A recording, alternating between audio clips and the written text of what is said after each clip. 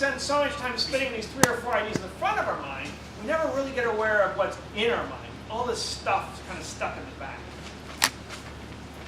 And if we write it down, then we start to get all that stuff out. All those ideas you had when you were a kid, all those ideas you had when you were a teenager, all those things you always wanted to do all your life and hadn't been thinking about for years, it's all there. You just have to find it. You have to discover it. It'll be easy to write out 3 or 4 things, but keep going. Fill out the entire page. If you fill the front page back, turn it over and fill out the back of the page. It's all about getting as many ideas as possible without censorship, without cutting things off. It's about opening up things. Because when you finish this, you want to get the sense that you've considered everything. You've thought through all the possibilities. You've figured out what sort of things it is you want to do. You've gotten your mind stopped spinning. And as you do that, as you start putting down all these things, as we discussed, you start to see a pattern. They're different, but they're all interrelated. If you start to see that pattern, that's what comes in the second step. You do probably the most difficult step for people all of choosing.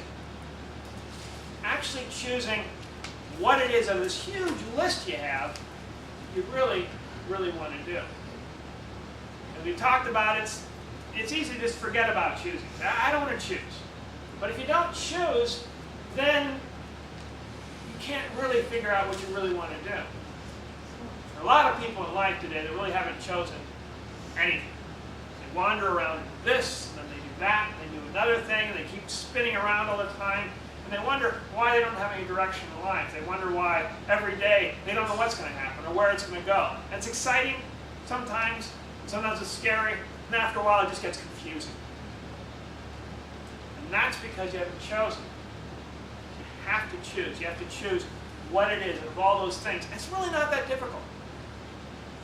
If you think about it, we already choose things automatically. We know in our hearts what we like and what we dislike. We may not tell our friends, what do you think of that dress I'm wearing? Well, it's wonderful on you. But we know, not my case. We just have to trust that for ourselves, for our lives, for what we're doing. Trust that inner voice that allows you to choose, allows you to say, yes, I enjoy doing this. No, I don't like it. I don't enjoy doing that as much. Do it all the way down until you finally come out with that final statement, that final thing. This is what I really want to do. And once you get to that point, to that magical point where you finally figured out of all this stuff what it is you want to do, the final step we talked about was to write it down. And once again, this is a simple step, an easy step, and one a lot of people are going to want to just skip. Because why write it down? We already know it. It's in our head. But the thing about things in our head is that they're changing all the time. And the moment we think, oh, this is what I want to do, it changes.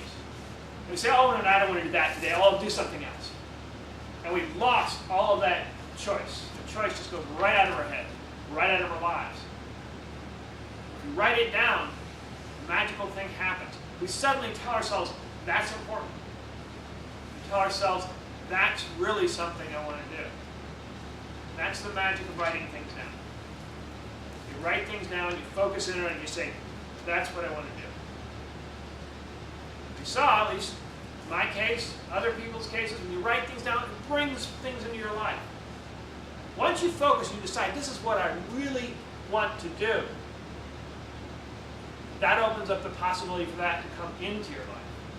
Once you open up to things, then things can come into your life. If you're always kind of like, well, maybe I'll do this, maybe I'll do that, you can't really get that definition. You can't get that sense of, this is where things are, this is where I should be.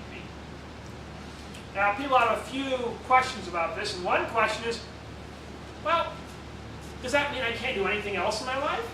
If I just decide on one thing to do? Of course not.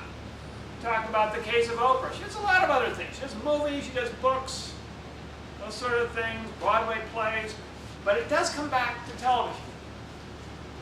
That's her direction. That's where she goes. Everything comes back to television in some way eventually. She'll do other things, but it comes back. Same thing with J.K. Rowling. She's done other things in her life, sure. But that publishing is very important. And being published continues to be an important factor in it. And the same thing with you. You'll discover what you want to do, and you'll do other things, but you'll come back to what you really want to do. Take a break, but come back. And then the other thing that people wonder is, what if something else comes up? What if I fill all this thing out, I go all the way through this step, and I suddenly discover that's not really what I want to do? Well, if that's not what you want to do, go ahead, do something else. But before you fully commit to that other thing, I suggest just this. Do it for a month or 2 months and see. And then after 2 months, compare. Do you like to do this more, or do you like to do what you originally thought you'd like to do more? And just compare them back and forth. You may discover that sometimes all you need is a little bit of a change, but it doesn't mean you necessarily like to do the new thing more than the old. It just means you want to do something different. That's fine. Don't confuse different with better. Again, you'll know in your heart which one you like better. Some of you have been listening, not writing things down. That's your choice. Remember, if you do nothing, nothing happens. If you're going to make a change in your life, you have to do something. So now you have the steps, you have the plans, you have the tools. I urge you, go out and declare the direction of your life. Thank you very much, Ben.